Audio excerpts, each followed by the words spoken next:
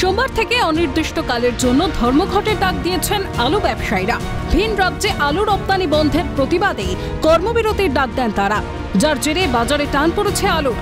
যোগান কম থাকায় স্বাভাবিকভাবে আলুর দামও ঊর্ধ্বমুখী, ফলে মধ্যবিত্তের নাভিশ্বাস ওঠার জোগাড়।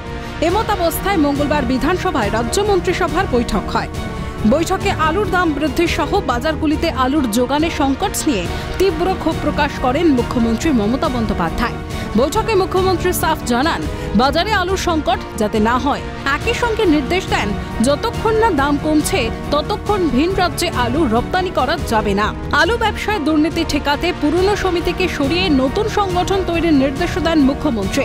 এই গোটা বিষয়টি তদারকি করতে রাজ্যের মন্ত্রী বেচারাম মান্নার উপর দায়িত্ব দেন তিনি। তবে কি পুরনো সমিতির উপর আস্থা রাখতে পারলেন না রাজ্যের প্রশাসনিক প্রধান? উঠছে প্রশ্ন।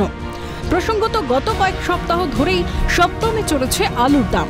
রাজ্য সরকারের একাধিক নির্দেশিকা জারি, কঠোর পদক্ষেপ সত্ত্বেও নিয়ন্ত্রণে আনা সম্ভব হয়নি আলুর দাম।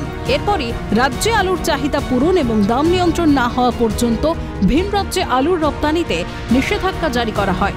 পাশাপাশি গত 1 জুলাই থেকে চালু হওয়া 3টি নতুন ফৌজদারি আইন নিয়ে পর্যালোচনা করতে বিচারপতি অসীম রায়ের নেতৃত্বে রাজ্য সরকার যে 8 সদস্যের কমিটি গঠন করেছে, সেই কমিটিকেও এদিন আনুষ্ঠানিক অনুমোদন দিয়েছে রাজ্য মন্ত্রিসভা।